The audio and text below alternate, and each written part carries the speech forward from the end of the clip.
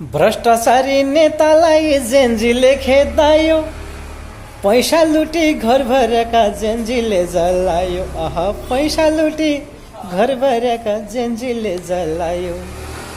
कोही नेता कि भागा भागा, कोही नेता लुगी गया, शेर्या अर्ज कुटाई खाई हस्पिटल पुगी गया।